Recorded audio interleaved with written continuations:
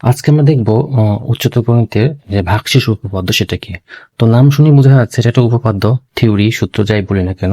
তো ভাগশেষ, তো ভাগ করলে যে আমাদের ভাগশেষটা থাকে সেটার উপরে ভিত্তি করে বা সেটাকে গুরুত্ব দিয়ে একটা উপপাদ্য তৈরি করা হয়েছে, সেটা হচ্ছে ভাগশেষ উপপাদ্য। তো ভাগশেষ উপপাদ্যটা আমরা বুঝার আমার মনে হচ্ছে ডাইরেক্ট উদাহরণ দিয়ে বুঝতে বেশি সুবিধা হবে।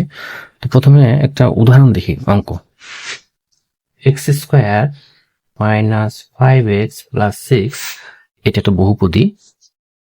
তো এতকে x-4 দ্বারা ভাগ করলে ভাগশেষ কত? এটা হচ্ছে একটা অঙ্ক বা উদাহরণ। খুব ভালো। তো এতকে এত আমরা ভাগ করব, ভাগ করলে ভাগশেষটা কত সেটা আমরা বের করব। সেটা খুবই ছোট ক্লাস একটা অঙ্ক, 6-7-এ আমরা পড়ছি। তো সেই অঙ্কটা আবার করি আমরা। তাহলে x-4, x² - 5x + 6, এটা আমরা আগের নিয়মেই ভাগশেষটা বের করব। তো কত হয় এখানে? এক্স স্কোয়ার, তাহলে অবশ্যই এখানে এক্স দিয়ে ভাগ যাবে। এক্স এক্স এক্স স্কোয়ার -4 আর এক্স 4x, এটা মনে হয় বোঝাই দেওয়ার কিছু নেই, আমরা জানি সবাই। কাটাকাটি, তাহলে এখানে নামবে -x + 6। কত দিয়ে দিব আমরা? আমরা যদি 1 দিয়ে দিই তাহলে হবে -x +4, তাহলে +-2। তাহলে আমাদের স্বাভাবিক নিয়মে বা নর্মাল যেভাবে ভাগ করি, সে ভাগ করার পরে ভাগশেষ হচ্ছে আমাদের 2।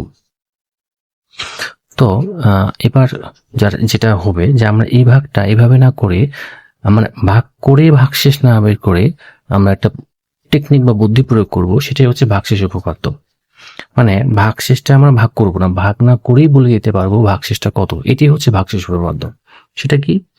সেটা হচ্ছে আমাদের এই যে ভাজকটা আছে, এটা প্রথমে আমরা 0 লিখবো। তো এটা বিকল্প পদ্ধতিটা আমরা দেখাচ্ছি। বিকল্প পদ্ধতি মানে কিন্তু ভাগশেষ উপপাদ্যটা। তো বিকল্প পদ্ধতি হচ্ছে এই। আচ্ছা, তার আগে আমাদের জানতে হবে, এটা সম্ভবত বলা হয়নি, এই যে এটা একটা বহুপদী। যেমন আমরা ফাংশনের অধ্যায়কে দেখছি, আমরা ফাংশনকে আমরা কি দিয়ে প্রকাশ করি? f(x) দিয়ে। ধরুন f(x) সমান সমান x² - 5x + 6, এটা কিন্তু একটা ফাংশন। তো ফাংশনকে যেমন f(x) দিয়ে লেখা যায়, তাহলে বহুপদীকে লেখা হয় p(x) দিয়ে। তাহলে p মানে হচ্ছে পলিনোমিয়াল, পলিনোমিয়াল, পলিনোমিয়াল বাংলা হচ্ছে বহুপদী। তো এটাকে এভাবে লেখা যায়। এটা আমাদের জানা রাখতে হবে। এবং ফাংশনে যেমন x এর মান 1 2 3 বসালে এখানে x এর মান 1 2 3 হয়, বহুপদীও একই রকম হয়। এটা খুবই মিল একটা জিনিস আর কি। তো যাই হোক, তো বিকল্প নিয়মটা হচ্ছে আমরা যে কাজটা করবো, তো বিকল্প নিয়মটা হচ্ছে আমাদের যে এইটা আছে, এইটার সমান আমরা প্রথমে 0 লিখবো। তার x এর মানটা কত? x এর মানটা হচ্ছে 4। এখন এই x এর মানটা 4 আমরা বহুপদীতে বসাবো। তো এই এটা একটা বহুপদী। তো ধরলাম এটা একটা বহুপদী p(x) x² - 5x + 6, এটার বহুপদী। আমরা এখন যে কাজটা করবো, এই যে x এর মান আমরা আসলে 4 বসাবো। তাহলে p(4), তো 4² - 5 × 4 + 6, এটা করলে কত হয়? 16 - 20 + 6, 22 - 20 = 2। এই যে 2 আসছে, এখানেও 2 আসছে, এখানেও 2 আসছে। তার মানে ভাগ করলে ভাগশেষ কত? আমরা শুধু ভাগটা করে তারপর বের করতে তা কোনো মানে নেই, আমরা অন্য একটা পদ্ধতি প্রয়োগ করতে পারবো। এই পদ্ধতিটাই হচ্ছে আমাদের ভাগশেষ উপপাদ্য। কি করব? নিয়মটা আবার ভালো করে দেখি, যে আমাদের যে ভাজকটা আছে, এই ভাজকটা সমান 0 লিখবো। এখান থেকে চলকের মানটা বের করব। চলক এখানে যেহেতু x আছে, x এর মান বের করবো, y থাকলে y এর মান বের করব। তারপরে ফাংশনে যেমন মান বসায়, বহুপদীতে মান বসানো যাবে, বহুপদীর মান বসায় যেটা হবে সেটাই হচ্ছে তার ভাগশেষ। আমরা আরেকটা অঙ্ক দেখি। তো এটা একটা অঙ্ক, 36x² - 8x + 5, এতকে 2x - 1 দ্বারা ভাগ করলে ভাগশেষ কত? আবারও আমরা দুইটা নিয়মই করবো, তাহলে আমরা বুঝতে পারবো। সেটা হচ্ছে আমরা আগের নিয়মে করি। 2x - 1, 36x² - 8x + 5। আচ্ছা, তাহলে আমরা কত? এখন 36, তার মানে 18, 18 দিয়ে 36, একটা x বসাবো। তাহলে 36x² - 18x। চিহ্ন পাল্টে গেল। তাহলে 18 থেকে 8 বাদ দিলে হচ্ছে 10x প্লাস 5। আচ্ছা, এরপরে আমরা দিব কত, এখানে 10, তাহলে এখানে 5 দিলেই অঙ্কটা হয়ে যাবে। তাহলে হচ্ছে এটা প্লাস চিহ্ন হবে, 5 2 10x, আর কত হচ্ছে এটা -5, চিহ্ন পাল্টে গেল, তাহলে থাকো 10। তাহলে ভাগশেষ হচ্ছে আমাদের 10, আমাদের আগের নিয়মে। তাহলে আমরা ভাগশেষ উপপাদ্যের সাহায্যে করি। তাহলে ভাগশেষ উপপাদ্য আমরা যেটা করব, 2x - 1 = 0, তাহলে x এর মান কত হচ্ছে এখানে, 2x = 1, অতএব x এর মান হচ্ছে হাফ। তার মানে হাফ বসাই, তাহলে p of x হচ্ছে আমার 36 x² - 8x + 5।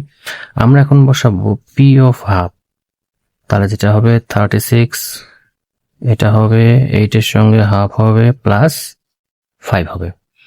তাহলে এখন আমরা দেখি কি হয়, এটা 36 1/4, এটা কাটাকাটি করলে হবে 4 + 5, 4 × 9 = 36,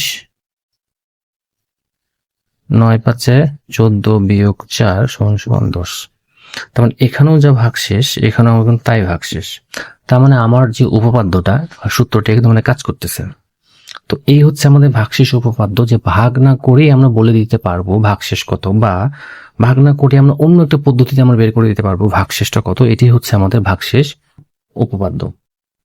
তো এটাকে ফর্মালি বা সূত্র বা উপপাদ্যটি কিভাবে লেখে তার একটা নিয়ম আছে, সেটা আমরা এখন দেখব। সেটা হলো যে, এই ধরলাম যে p of x একটা বহুপদীকে আমরা এইভাবে লিখি।